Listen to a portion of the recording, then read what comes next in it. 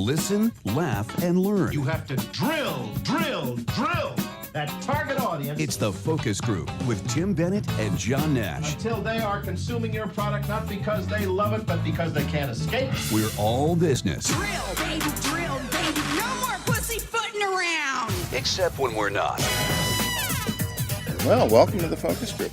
I've got my new mug. Madmark 360. We got our new mug. And this is Tim Bennett here with the Focus Group. And John Nash has announced that he looks good in his shirt today, even though, well, we will all agree. I think we need to institute makeup on this one. So it's a Focus Group with Tim Bennett and John Nash. We're all business except when we're not. And we're not now. Be sure to follow along with us each week. All of our social media is branded Focus Group Radio, whether it's Twitter, Facebook, or Instagram. We don't use the other ones. And then Focus Group Radio is where you can find the downloads of any of the platforms of choice. So you could be on SoundCloud, or we're now on the new Reverie app through Apple TV, iTunes. The show could be viewed through Facebook, Twitter, a bunch of other places as well. But focusgroupradio.com will give you all the options to do that. And if you do, please subscribe, like, and rate us, because John likes to get good feedback.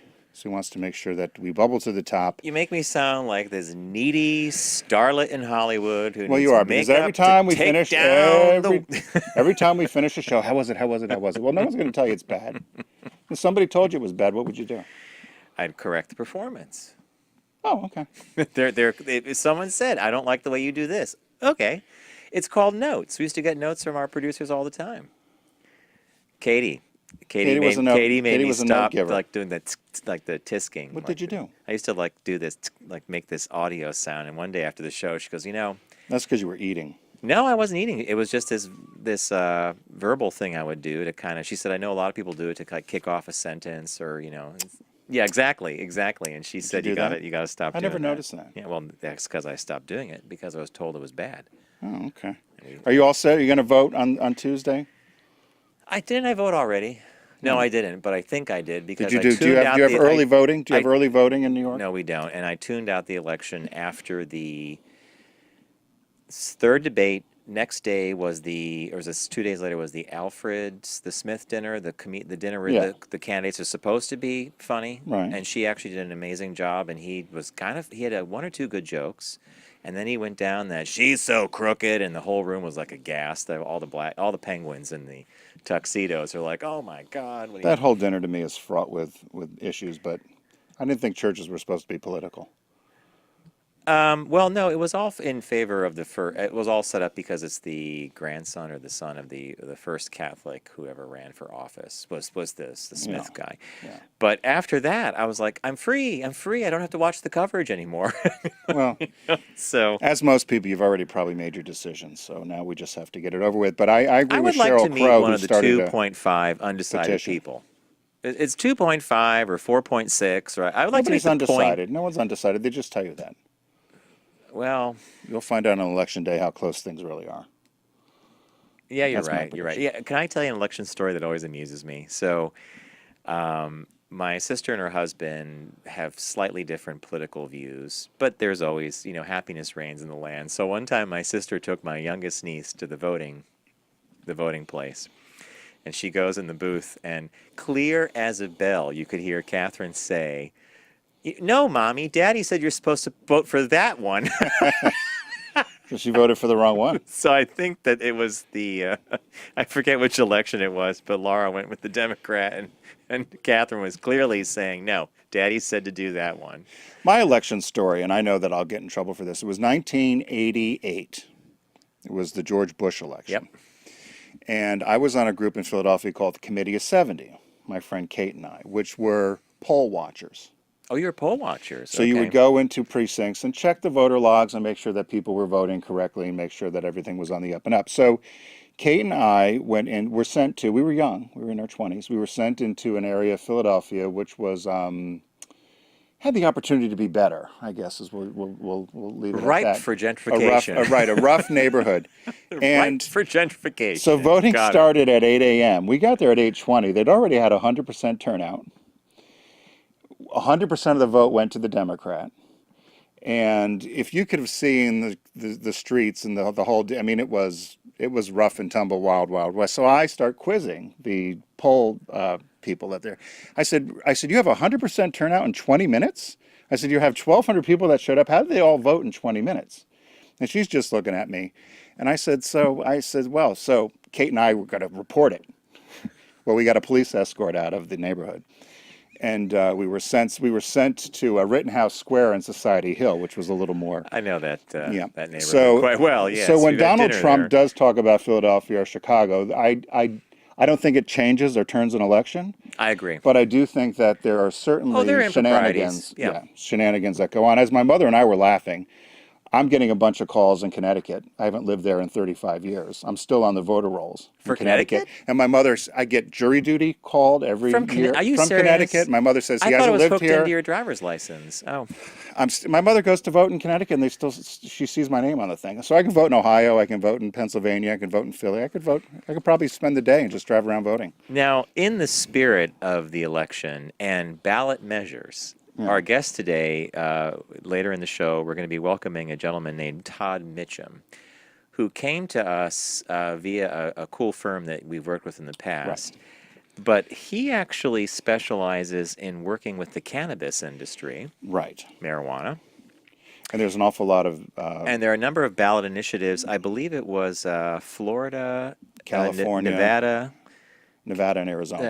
And who are moving towards what we saw in Washington State and also in Colorado, which was the legalization of marijuana. Now, having been in both states recently, I can happily say that civilization is not crumbling, at least from what we could tell. So, I wanted to try to buy some and try it, but we couldn't even find a place that was open.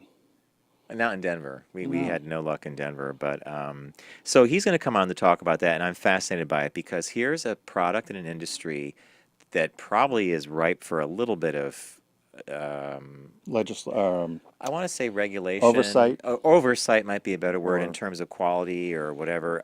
Legislation, I guess. But there's going to be lots of questions for him because let's say you own a shop. You can't, banking's even hard because it's a federal crime. The state could approve it, right? But we'll save that for later. But so what caught your eye this week? All right, so... What caught your eye? Here's what Tim and John found. I have a really simple one. It's a short one, actually. Okay, so you guys remember when Target had the big data breach?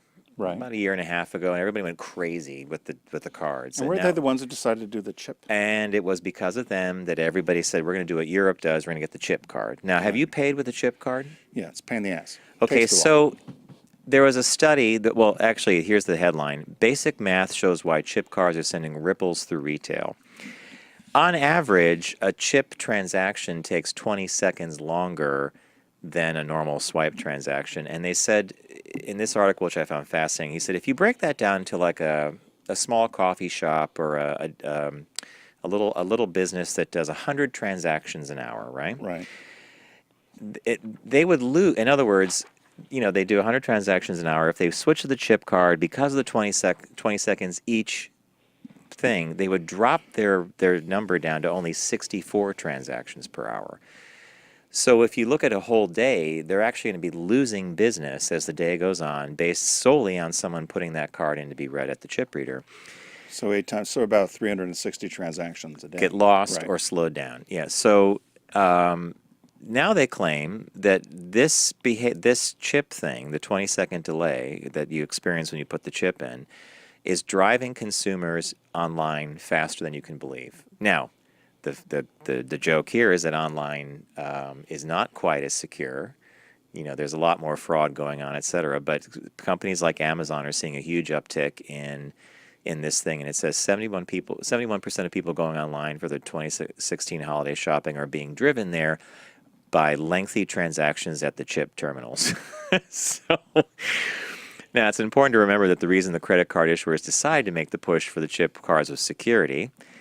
And so the chip is secure when you deal with, But some stores have already stopped using it. I don't know if it was Home Depot or maybe it was Target, but I was just somewhere recently and they have the tape over it and said no more chip. No more chip? Because they said it wasn't as secure, or it proved to not be as secure as they felt it was going to be. Was that true, or did that article mention that? No.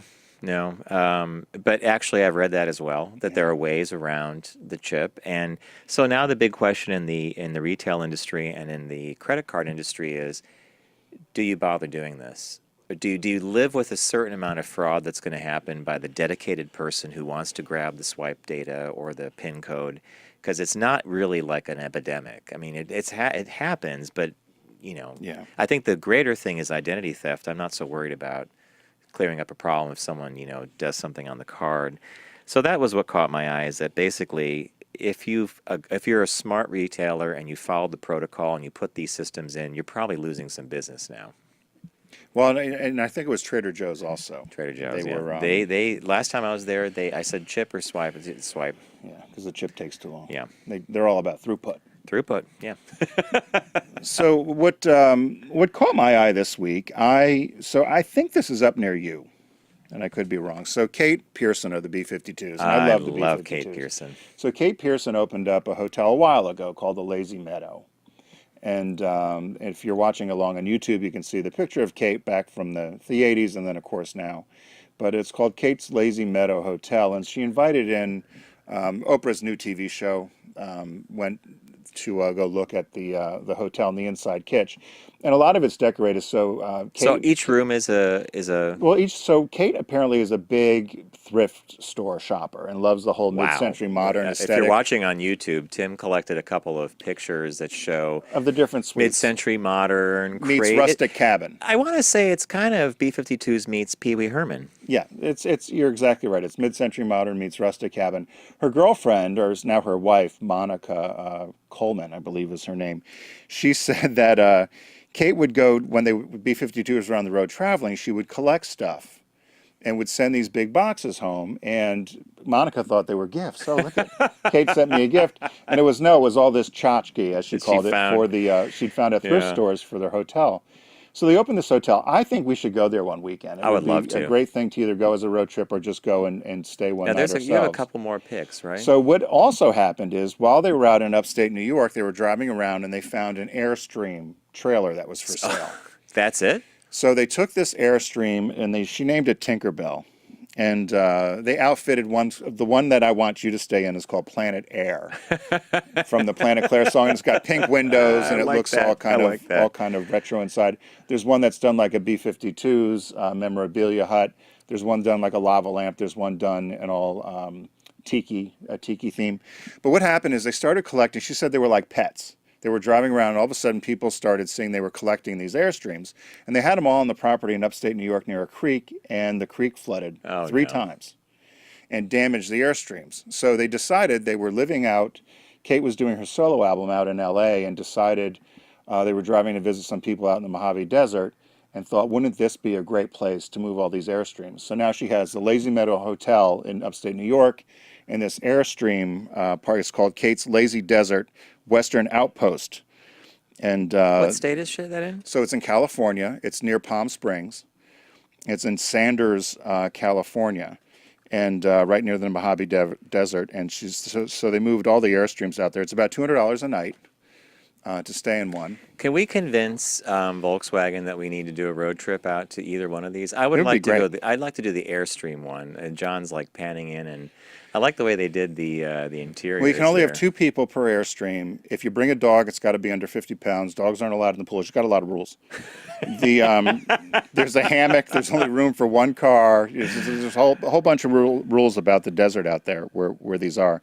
But I just love the fact that she was able to do something. Obviously, being in the band has afforded her this opportunity to put together something that she likes. I love and make it. her collecting and her love of kitsch and everything kind of come together. So it's a Lazy Meadow Hotel or The Lazy Meadow. the Lazy Meadow Airstream. Out near Palm Springs. Out near Palm I Springs. think that's a good caught your eye. I like that, and it suggests future road trips. It's called Kate's Lazy Desert. Yeah, Kate's Lazy Desert. We need to go there. Well, I think we there's should. a couple of products coming out in 2017 that we want to experiment and drive, right, and we I should think go that we there. should do the Palm Springs one. Well, it'd be easy to do the one up near you too, I think. Yeah. So today, November 5th, it's National Pomegranate Month, November. It's also Peanut Butters Month. Were you a Skippy house or a Jif house? We were Skippy. And God, that's a weird question because I remember if kids down the block had Jif. We were at Jiffy House. A I wouldn't Jiffy, eat Skippy. You know, why would you eat Skippy? Well, Jiffy was different than Jif. It was Jif. There's Jif And then Skippy. Skippy. We were Skippy, and Skippy was creamier in my opinion. Yeah. So Anyway. it's national. It's National Pomegranate Month and Peanut Butter Lovers Month, and today, November 5th, is Guy Fawkes Day. Now you know the movie V was based on this. A Movie great, V was? a movie I truly enjoy. Yeah, because he was going to blow up the Houses of Parliament. Right. Correct? In November 5th, 1605, the plot was to blow up the House of Parliament in London and kill King James I. And of course, that didn't happen. The plot was discovered, and he ended up being tortured and hung, drawn and quartered. Love the British. Remember the 5th of November. That's from V, the movie. Yeah. So they celebrate Guy Fawkes Day all around in the British Empire, of course, to celebrate the King's escape. It's a popular holiday, of course, in the UK, but also New Zealand, Canada, South Africa, and Australia, Bermuda, and the Caribbean islands. So did you ever celebrate Guy Fawkes Day? You do it with fireworks and bonfires. No. But now that I know it, that's a perfect day to watch the Blu-ray of V. Well, perfect. Then. That'd be a great John idea. and Garrett in the booth are like, it's a good movie. It's one of the rare movies of a graphic novel. What's it called? V. V for Vendetta. I'm sorry, it's V for Vendetta. And it's one of the rare movies of a good graphic novel that really translated well from the graphic format, almost comic book, into really a good movie. Yeah, that's a good idea. I think that's a good day to watch So V for November Vendetta. 5th. So tonight you'll be watching. Poor Bobby's going to have to watch V. He for actually Vendetta. likes that Does movie. He? Okay. Yeah. 1844 in California. I thought this one was odd. This could have been a caught your eye. A grizzly bear underwent cataract surgery. Now, why? Well, are they endangered? I don't think so. Grizzly bear. And how do they know the bear had cataracts? That's my point. Can you see this? You hold the fish in front of them. No, you're going to smell it. You're going to eat it. So anyway, bear had cataract All surgery. right, that's closer to caught my eye. That's a close Right. caught my eye. 1872, Susan B. Anthony was fined $100 for attempting to vote. Of course, women weren't allowed to vote in the presidential election. She never paid the fine. But we put her face on that disaster of $1. If she ever paid the fine, I hope she did it in pennies. Well, Bags and bags of pennies, right? Exactly. 1895, I never heard of this guy, George Selden. Selden. He received the first patent for an automobile. He sold the rights 4 years later for $200,000, but then got in a pissing match with the Ford Motor Company because they said they stole his idea for the car. He lost. So you said 1895. 1895. Okay. Yeah. 1935, the game Monopoly was introduced by Parker Brothers. Yeah. I love Yeah, Monopoly. hey, how many varieties of Monopoly are there? Like, we have the regular one. I think I have a Star Wars Monopoly my sister gave me. There's millions of them, or not millions, but All right, there's as a you lot. look at the board, Right. and if you're watching on YouTube and if you're listening, I'm sure you're going to know exactly what I'm talking about. Which color properties did you favor? I always liked you wanted to get like Park Place, or you wanted to get the ritzy ones, right? 'Cause right before Go, because then you could bankrupt somebody. But I always liked the red properties up there on the upper left. I liked Marvin Gardens, and I don't know what Marvin Gardens was. I think that was green. It's based upon Atlantic City and the roads in Atlantic City. There was an uproar when Atlantic City was going to change some road names. They said no because they were going to get rid of Baltic Avenue and something else. But the interesting thing about Monopoly is there's some fun facts here. One of them being that the game was actually invented by a woman almost 30 years earlier. I don't know, man. So they said, so this guy, Charles Darrow, is credited with inventing the game in Philadelphia. But the Smithsonian did some research on it, and in 1904, a woman named Lizzie Maggie received the patent for a game which was called her landlord's game. And it consisted of a square board with 9 rectangular spaces on each side. The players had to circle around the board, buy properties, railroads, and pay rent. Sound familiar? Sounds a lot like what Parker Brothers invented. There were 2 corners with the instructions to go to jail, and there was a public park. And she invented the game because she wanted to teach people about the evils of accruing vast sums of wealth at the expense of others. Well, and look what happens, right? So what happened was she tried to get the game never got off the ground. This guy Darrow, they believe, actually took it to Parker Brothers. He was rejected 52 times because for basically length, theme, and complexity of the game. Do you know how much money is in the game? How much money they have in the bank? You mean in terms of the play bank? Yeah, the bank. What do you I think? was always the banker. I should know Right. this because I always gave myself loans It's an odd ad number. nauseum. Loans I never repaid to put up hotels and houses. My poor sister, she always bankrupted her. It's How much? $20,580. Can I tell you a Monopoly memory? We used to play a game called Catch the Cash. To keep the game going, I used to throw up the play money. Whatever Laura could catch, she Got caught, to keep. and then we can keep playing. Catch the cash. Meanwhile, I'm taking money out of the bank. Well, you cheater. I was a cheater, yeah. The very first icons were an iron, a purse, a lantern, a race car, a thimble, a shoe, a top hat, a battleship, a cannon, and a rocking horse. That's what we had in our original game, except for the cannon. I don't remember the cannon. The pieces were modeled after his daughter's charm bracelet. Interesting. Where that came okay. from. The three most landed properties, you know what those are? The things people land most on? I would have No. never guessed. Go Illinois ahead. Avenue, Go, and the railroad, B&O Railroad. B&O Railroad's the most landed on. That's probably that's fascinating. I used to try to get the railroads and the utilities, too. They said don't buy those. It's a waste of money. Waste of said money. you gotta buy the properties and get a monopoly as quick as you can or go bankrupt. You could win the game in 30 minutes, they said, if you do that. Win the game.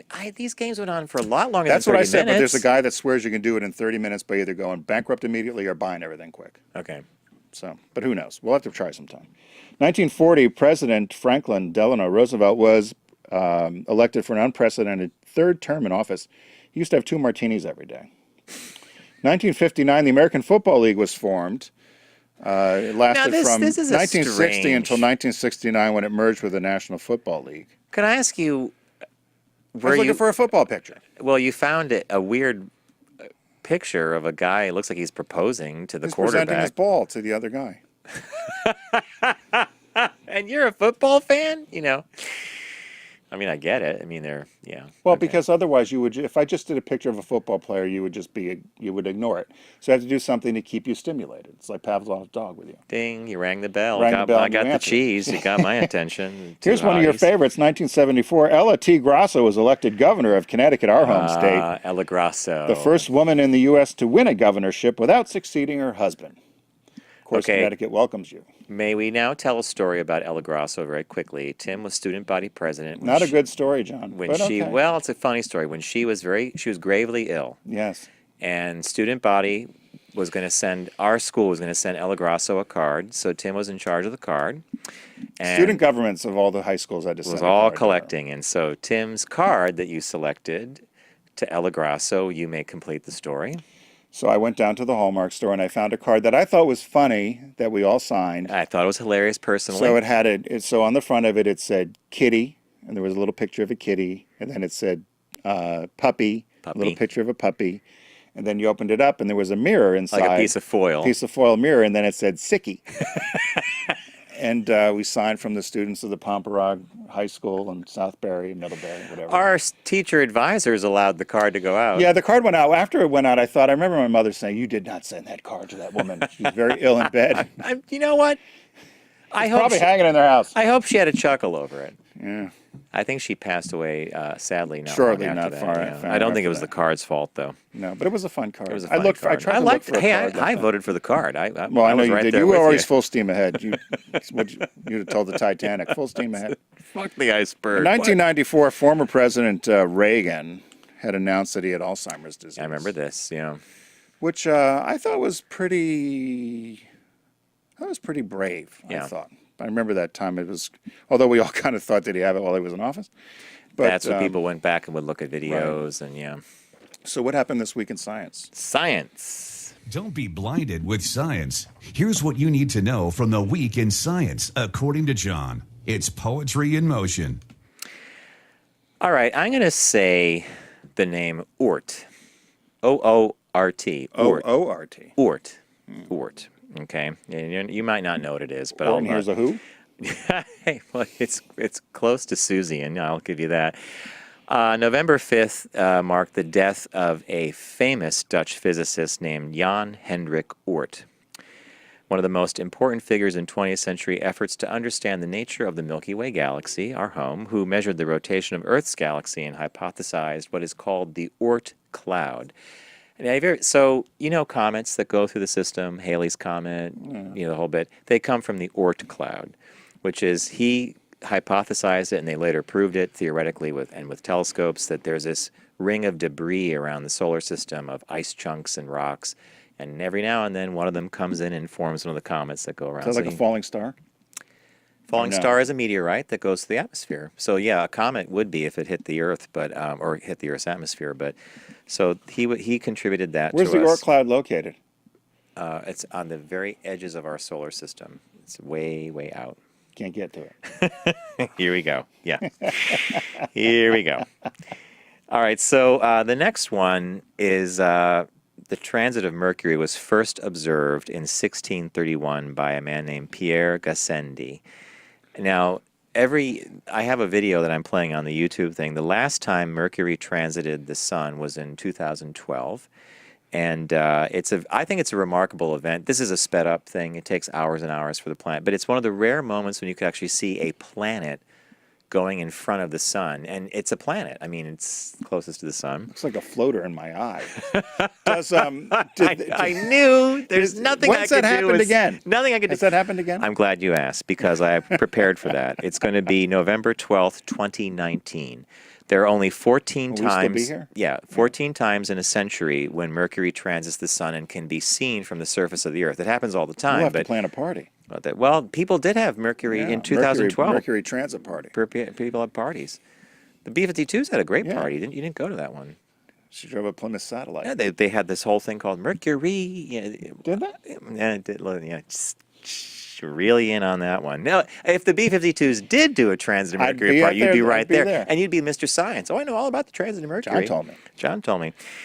All right, so this next one is a birthday, and it's none other than famous astronomer Carl Sagan was born on November 9th in 1934. Known primarily to us for his hosting of a show on PBS called Cosmos. Right. The Cosmos. He wrote a book called Contact, which became one of my favorite movies with Matthew McConaughey and Jodie Foster about an intelligence out in space sending him. What are you looking at over there? It looked a little like Siegfried and Roy without my glasses on the right. He was a exobiologist and writer of popular science books. As I said, he hosted Cosmos, which is a very famous... Isn't he the one that Carson made fun of? Billions and billions. Okay, so John's going to cue up a clip I found on YouTube of, and I just think we'll watch and we'll laugh. Let's watch. Carl Sagan. Should I set this up? Yeah. Doctor. Is it possible, Doctor, to sum up briefly the vastness of the universe? The universe is made up of billions and billions of galaxies, which our galaxy, the local galaxy, the Milky Way, contains our solar system, the minor planet Earth, our moons and companions, which move immutably through this interstellar stuff in this vacuum of nothingness. We as mortal human beings are simply minute specks who eat way too much sugar. There's a theory that our universe began with a giant explosion called the Big Bang. What came after the Big Bang? We don't know for sure, but we think it's the big cigarette.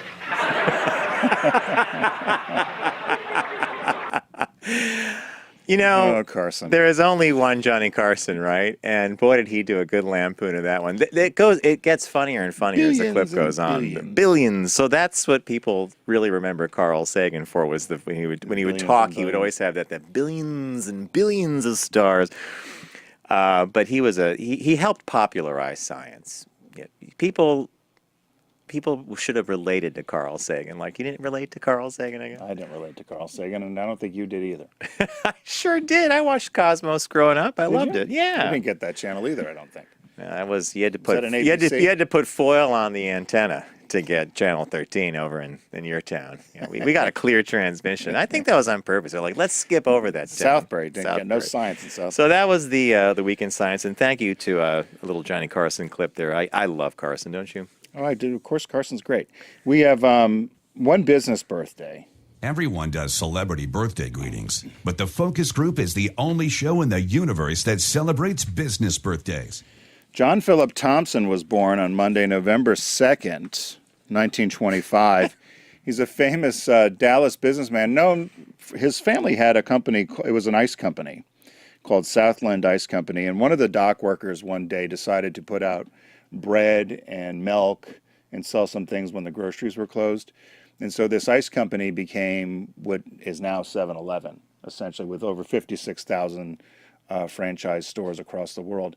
So 7-Eleven became this convenience store based upon the fact that they were open from 7 to 11, 7 days a week. They renamed it in 1946. Before it was called Totem Stores. Totem. That's right, like a totem pole. So in 1928, a woman named Jenna Lira went and bought a totem pole in Alaska.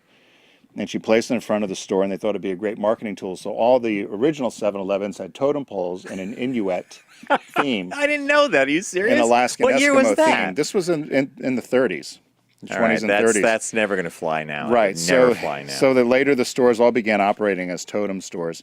And then they opened a gas station. They added gas station. The one thing they did do, which has still the big gulp really transformed these sort of convenience franchises, was they standardized training and standardized uniforms and outfits. So they made sure that now it just seems obvious that you would do that, but that was one of the big things about standardization. They're now owned by a Japanese firm. I didn't know 7-Eleven was Japanese owned. Yeah, now. majority owned by Japanese shareholders since the 1990s. You probably know them for their Big Gulp and some of their other drinks and stuff. But happy birthday to John Philip Thompson. He died at 77 in 2003 of brain cancer. Oh, well. That's their business birthday. No Big Gulp can save him, I'm sad to say. Did you ever get a Big Gulp? Sure. Really? Yeah. I didn't like 7-Eleven. Of course, we have Wawa in Pennsylvania. That's where we all go. You had Wawa. We had Stewart's. Cumberland Farms. Yeah, Cumberland Farms. So 7-Eleven was a very specific kind of franchise. Okay, we're going to take a quick break here on the Focus Group. John Nash with Tim Bennett. When we return, we're going to be welcoming Todd Mitchem to the show, and he's going to be talking to us about some of the upcoming issues surrounding the legalization of cannabis and the business aspects that are involved in actually doing that. So stay with us. We'll be right back.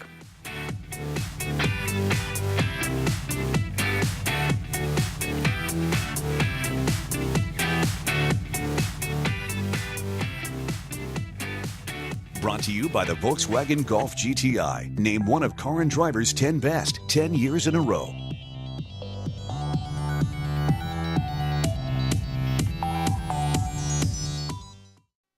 Focus on the savvy side of 9 to 5 with the Focus Group. Been in business a week. I got more money than I know what to do with. Listen, laugh, and learn with Tim and John. Herrera Rocher.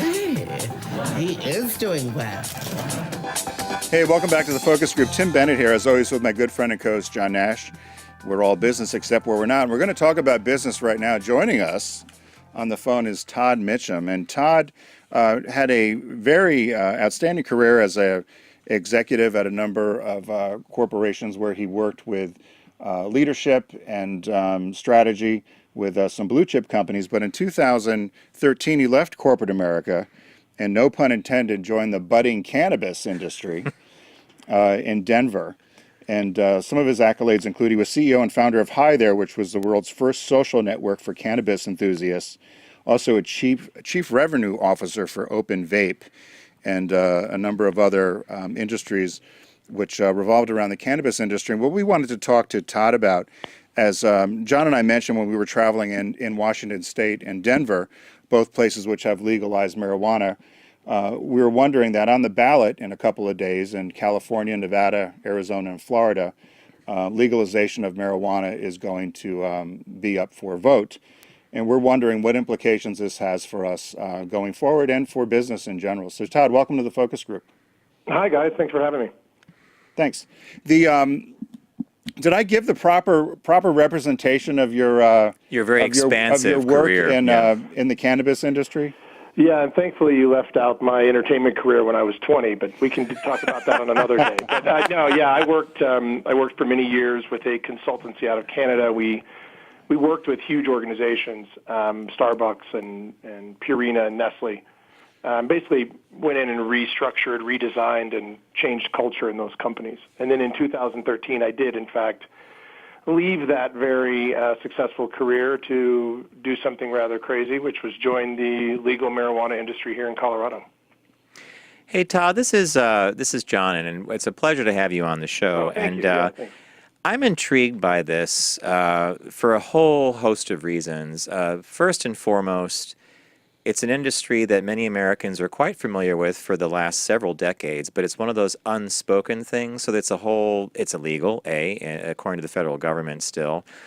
It's basically been like a black market, word of mouth kind of thing. And yet in Washington State and in Colorado, you see legalization. We were there. We didn't see the states dipping into the ocean, and nobody seemed to be running with their hair on fire. So assuming that more and more states get on the bandwagon and legalize cannabis, I'm assuming the legislative and commercial challenges are both educational and economic? Yeah, I think you've hit it pretty close. I think the single biggest challenge is education, and not education. And let's put standards and regulation aside for a second. Education in several categories, and the most important one is education for kids. So there hasn't been a lot of thoughtful education for kids other than don't do it, which never works. So there hasn't really been that forward-thinking education to really help young people understand the concerns, the challenges, and why it's probably not for them at an early stage. So that's first. The second piece of education, and I use this all the time when I go and speak to corporations and other groups about the movement of marijuana in the country. The other piece of education we need that we often overlook is the education of consumption. Analogy I'll use is imagine if yesterday alcohol was illegal and today it was legal. For the first time ever, millions and millions and millions of Americans would be consuming alcohol. So without an education about how to consume, what to consume, how much to consume, it'd be a little like the whole country was 21 for the first time. Now, the good news is, unlike alcohol, marijuana is an incredibly different, vastly unique substance, and in that it doesn't have just one purpose. It's recreational, it's medical, it's for backache, but at the same time, you just want to have some fun with your friends. So it has lots of variability, and it's going to require, I think, the businesses, first of all, have a responsibility here to really educate consumers on how to consume, how much, what dosing means, what THC levels mean, and what it's going to do to your body. I think we're going to have to see in the next, especially if California becomes legal, in the next year or two, we're going to have to see a major push around consumer protection and consumer education, because if not, we will have a lot of unintended consequences. So I'm hoping for that educational piece. And on the economic side, I just wrote a piece yesterday about this, saying that if you think about Colorado as an example, there are roughly 15,000 people working in the marijuana industry here in Colorado, and those are people that, frankly, without the marijuana industry, they'd be working at McDonald's or somewhere because they consume marijuana. So that immediately inhibits them from working in other types of jobs that would pay them the same amount they're paid in the industry. So economically, there is an often overlooked positive economic impact of jobs. If you look at California and you do the math, 15,000 jobs in Colorado for roughly 5 million, 5.5 million citizens. If you look at California, it's roughly 48 million citizens, and you could probably extrapolate about 100,000, 110,000 jobs out of that. So that's a lot of work, that's a lot of income, and it's a lot of revenue. And so there are these positive aspects, and I think we have to look at both pieces of that in balance. So Todd, what happens? Is California the tipping point federally? Because I know Canada, the Prime Minister Justin Trudeau has said that he wants to just make the federal legalized marijuana across the country of Canada. But here in the United States, is California the tipping point to eventually become a 50-state strategy, or do you think we're going to be a hodgepodge of states that have legalization and those that don't? And how do you deal with the federal authorities on this? Yeah, so there are two questions in there. I think the first one is California that tipping point? I think, you can't have the seventh or eighth largest economy in the world become legal from a marijuana standpoint, and not have a larger discussion of how that's going to impact everyone in the country. It's the largest state to become legal, certainly with the largest population, and this ability for them to grow their businesses very quickly in a state like that. You could have easily the marijuana industry, which is already hovering at 5.5 to 5.6 billion. You could see that double within a couple of years after their regulations kick in and people are actually doing business. So it would be hard to ignore the industry at that level. Now, there are hurdles, right? There's still a massive banking hurdle that is still not resolved with Treasury. So we still have a major cash problem. You can't have $10 billion in a cash-based business running around the country wild. So that problem is going to have to be solved. Now, the question is, do you solve that with federal legalization or not? Now, when you're someone who feels like, yeah, we need to legalize this, and a lot of the advocates and activists who really got us here, who we're all thankful for, they just want it to be legal tomorrow. The problem is you've got to really think through that strategy. Even if California becomes legal, even if California, Arizona, and Nevada all become legal, then Florida, if all of that happened, yes, you're going to have a national conversation, but it's far more complicated. How do we regulate it? Who's allowed to have it? How is it going to be sold? Will we let billion-dollar companies come in like Philip Morris and have a seat at the table? All of those are considerations for federal legalization, and they all come with their own set of ramifications and consequences as well. Todd, this is John again, and as you're talking about this, just quickly, in states that have legalized it and are selling it for recreational use, how are the merchants actually able to conduct business, and are they able to accept a credit card? I mean, the local authority is taxing them, but did they have to do some kind of special thing to deal with to keep it contained to the state from a banking perspective? Yeah, that's a great question, because what's happened is in states like Colorado, as a great example, individual companies, especially the ones that are really doing a lot of business, above $50 million a year in revenue, they were able to walk in with a certain amount of local credibility and clout and say, look, we've got $50 to $60 million in gross revenue. We'd like to put that cash in your facility. We understand there's a federal issue. Tell us what we have to do to be locally compliant so that we stay off the radar. And so they've worked sort of, for lack of a better phrase, they've worked sort of backroom deals with certain branches of certain banking institutions, especially state banking institutions. Now, no one talks about this because if the bank were to reveal that, then potentially they could lose their charter. So they're going to be really protective of those relationships. On the other hand, if the marijuana business does something in violation, they're going to lose banking, which happens all the time. In fact, when I was at Open Vape, we lost 7 of our accounts and had to pay all of our employees in cash. It was upwards of $300,000 one week, and we had to count all that money out in cash in the office. I mean, it's fascinating to think about a business running, $20, $30, $40 million a year that has to pay their employees in cash. But banks are starting to understand that it's a safety problem. You can't have couriers running around with $100,000. It's like drug dealing, so it's dangerous. So banks locally are definitely starting to work on that. The one thing we've talked about, and I'm glad you're with us because we have had a discussion about this from a business standpoint a number of times. An awful lot of corporations will have satellite offices in Seattle or Denver, as an example. Sure. And if marijuana is now legal in those states, if you're an employee at one of those regional offices where marijuana is now legal, is there a way to test for drug testing if a company drug tests you? Because I would view it simply, you don't want to be drunk on the job either, just like you wouldn't want to be high on the job. But if you showed up as testing positive for marijuana when it's legal in your state, but maybe it's not legal in New York where your company's based, how are corporations dealing with that?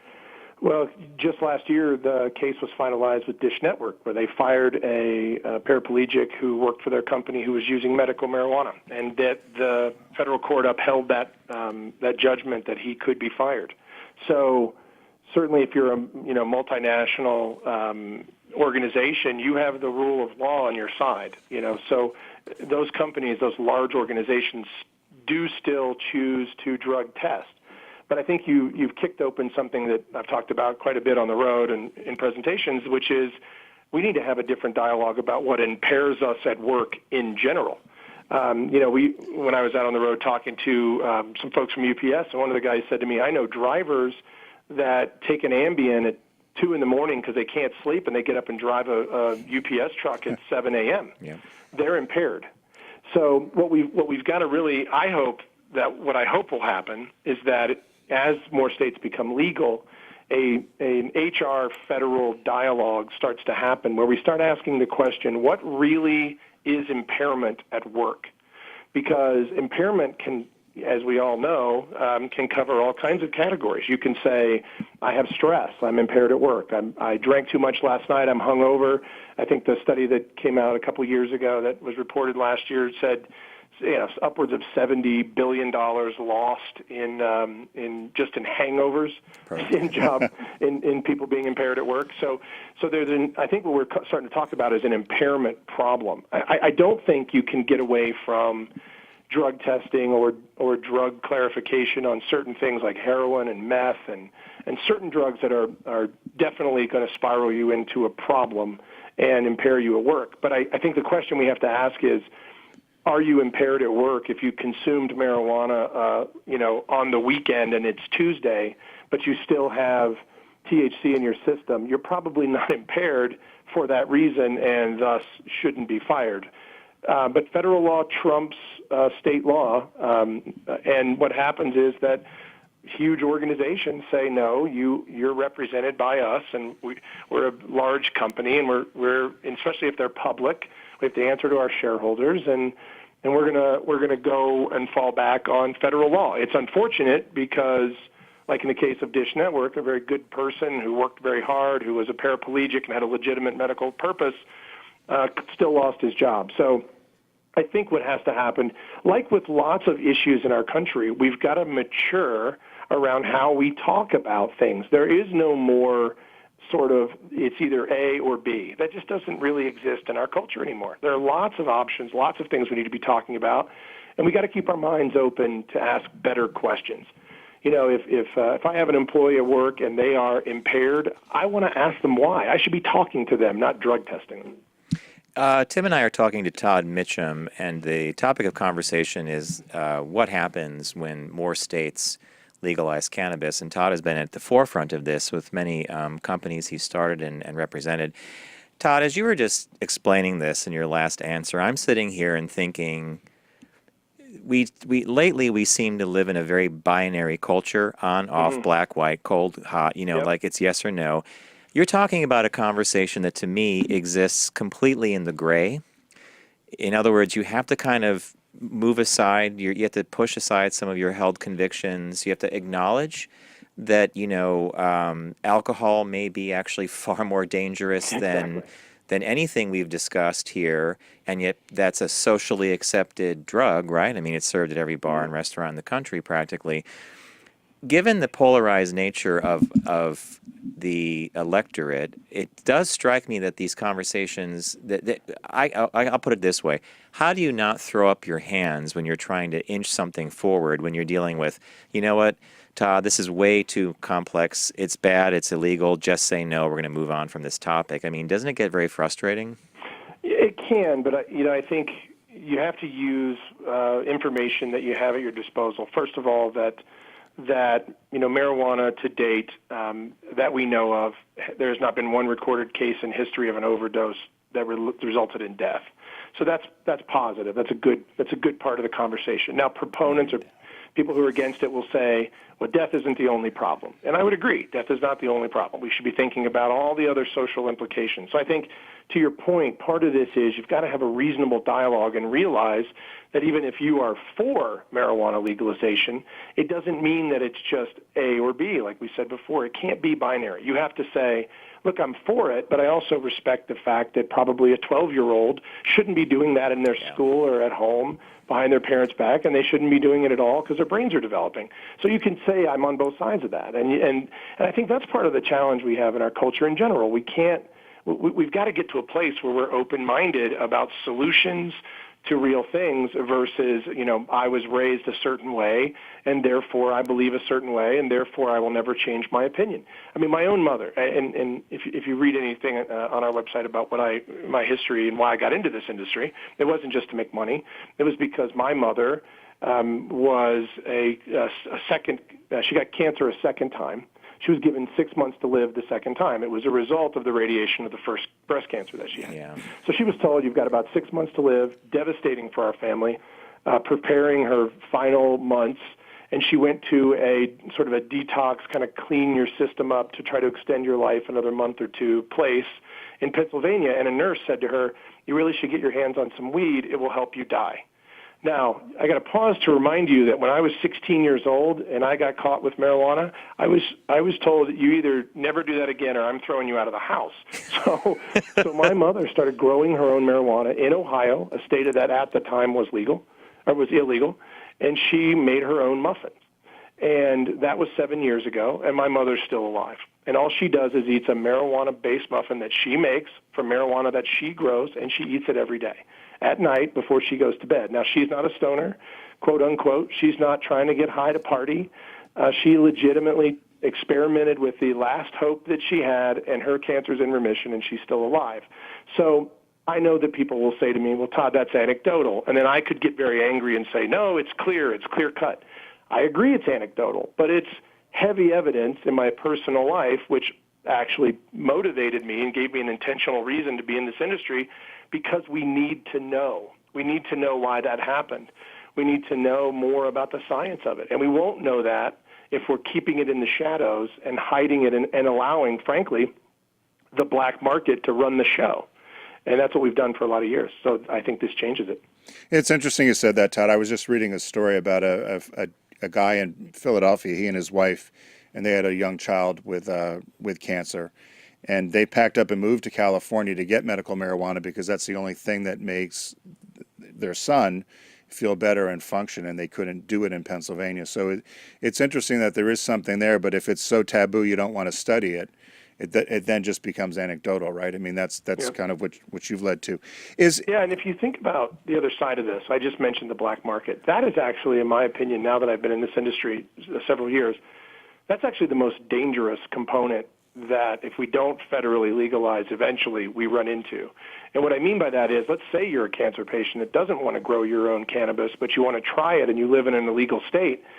Well, who knows what you're getting when you go to buy it from that guy that has that bag of weed. You just don't know, and you don't know where it comes from, and you don't know what's on it or in it, and you don't know what its consistency is. And so a lot of people may seek desperation, thinking, well, I'm dying anyway, what the heck? And then they try that, and it's actually a worst-case scenario. So I think, the other thing I tell people all the time is I always say, look, marijuana was a $50 billion industry before it was legal. So don't think that went away. That hasn't gone away. That didn't go. That's not gone in Wyoming. That's not gone in Nebraska. That's not gone in Kansas or Oklahoma. The black market exists, and it's thriving.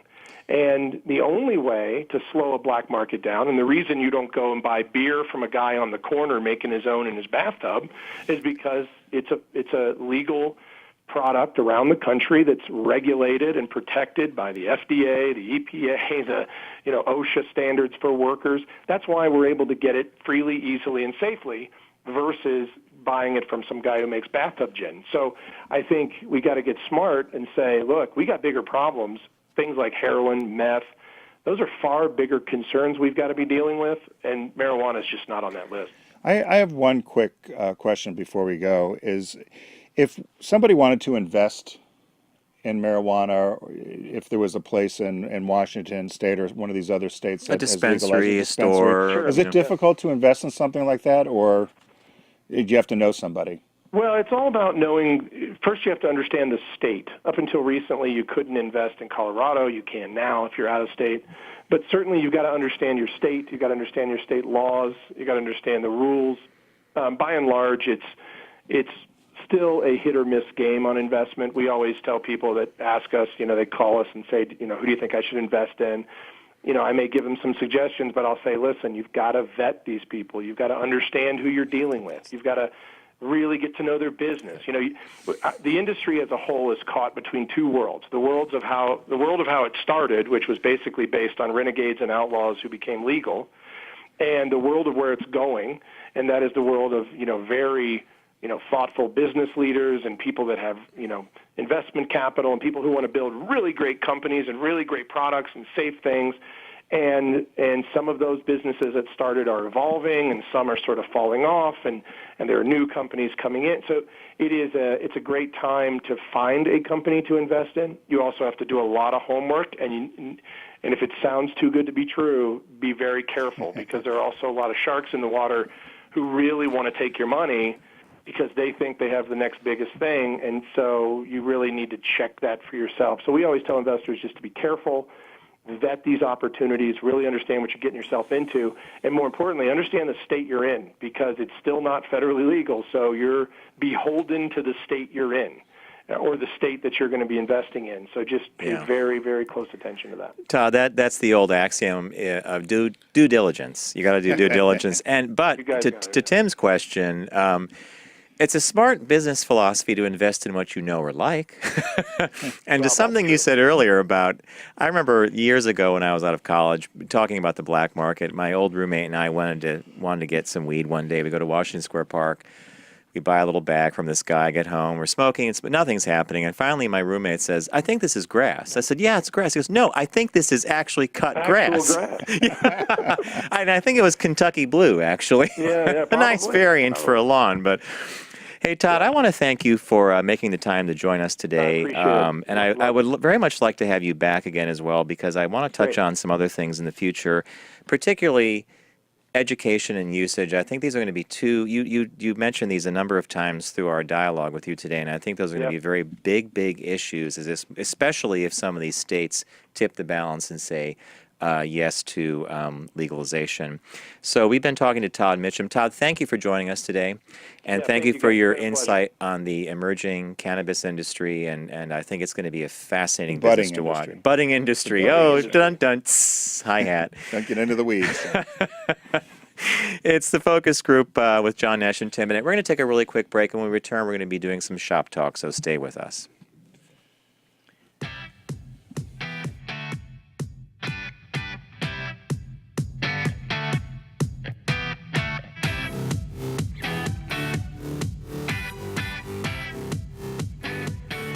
Brought to you by the redesigned Volkswagen Passat, where family happens. Visit VW.com to learn more.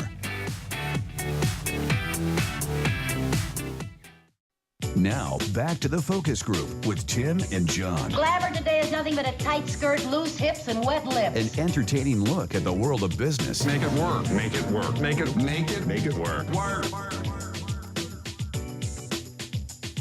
John, you love your shirt today, but I was looking about how my mug kind of works with my everything. Your AdMark 360 mug. That was last week. We were talking to Brian Roman, who brought us our new socks and mugs and battery chargers. We're like the Today Show now with our mugs. We're all business, except we're not. I understand this is a Today Show. During our very brief break, Tim was hatching some investment strategies.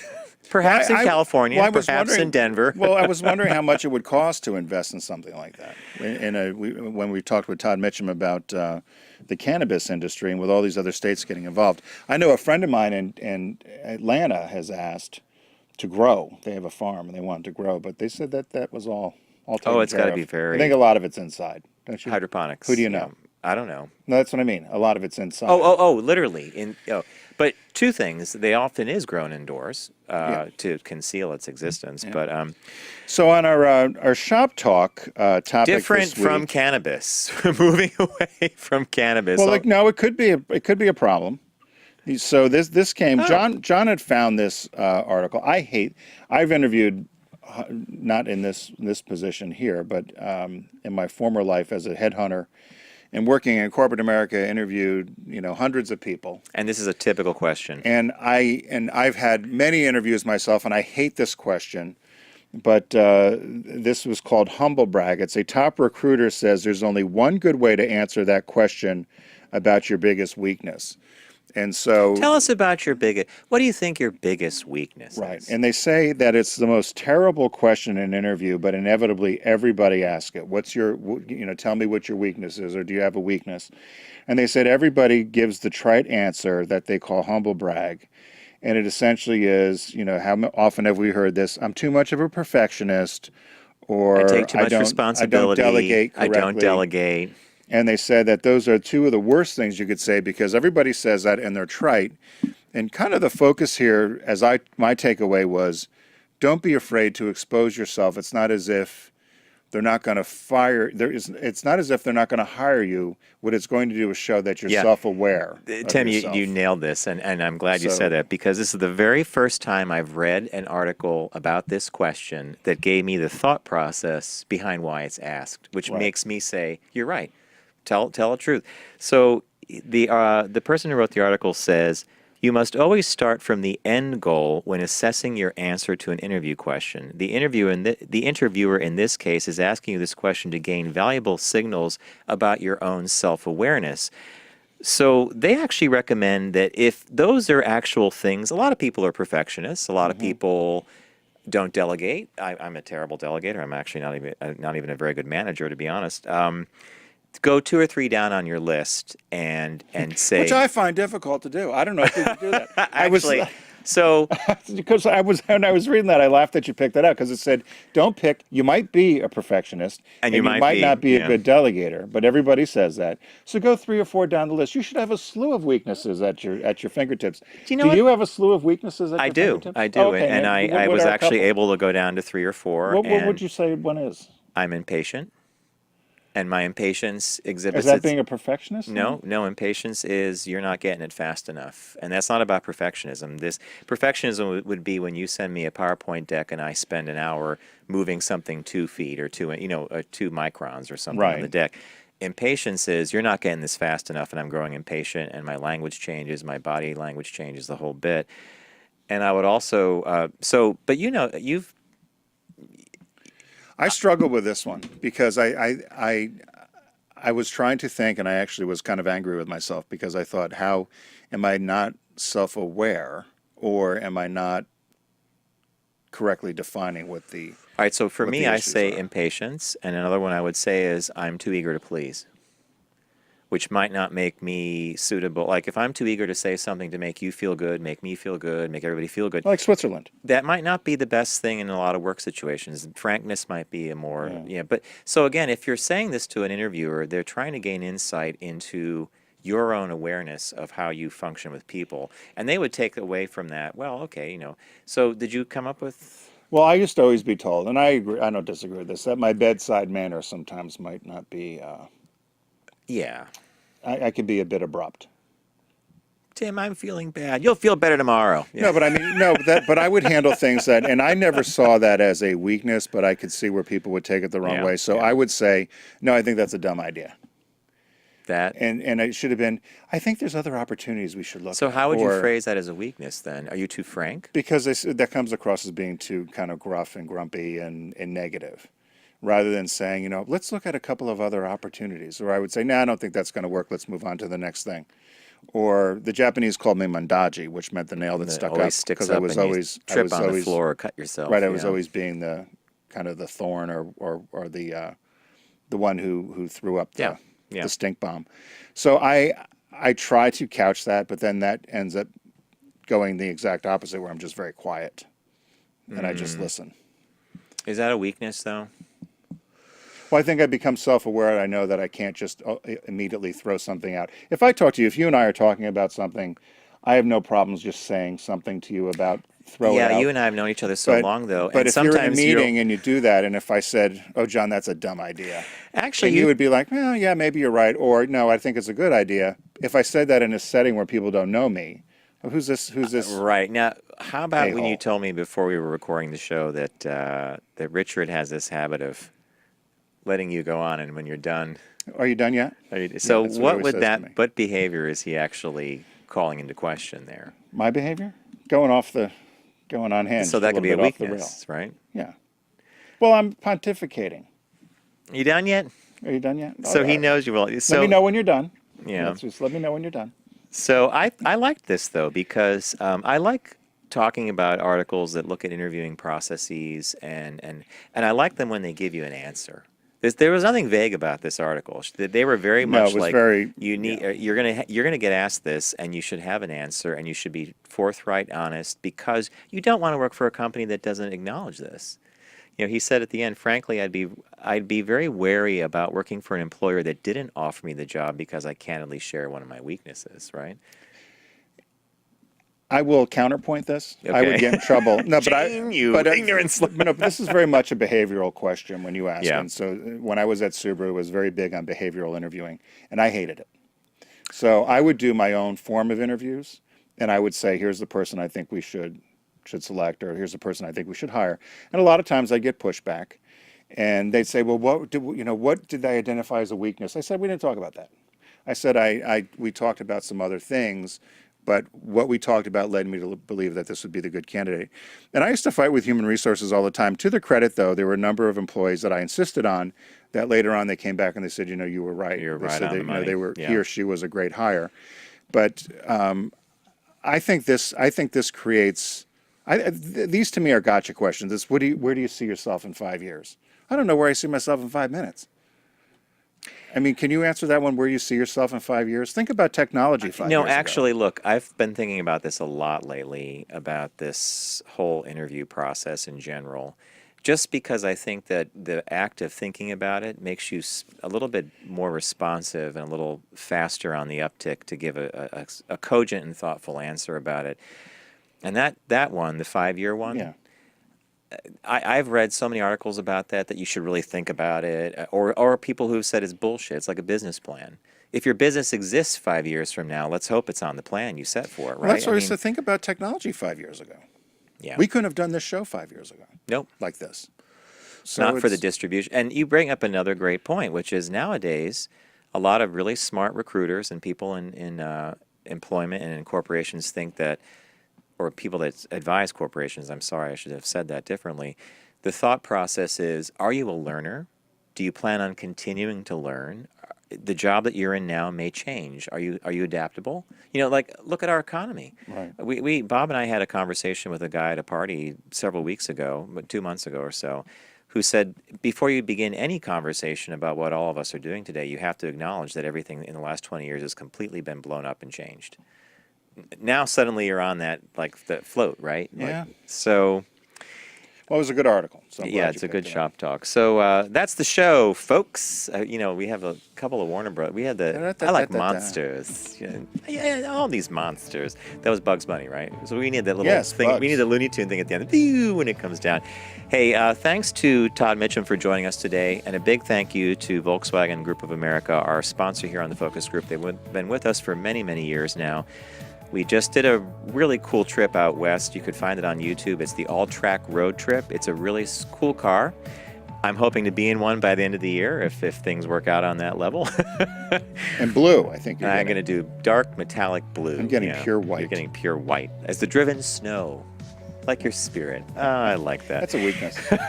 It's a weakness. All right. So thanks for making the time to join us. And look for us again on YouTube, SoundCloud, iTunes, Stitcher, and anywhere fine media is bought, traded, and sold.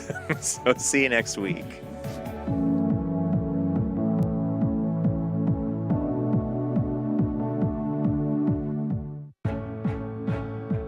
It's the Focus Group with Tim Bennett and John Nash. Formerly on Sirius XM Satellite Radio and now accessible on all platforms. Subscribe, like, and rate us on your platform of choice. Learn more at focusgroupradio.com.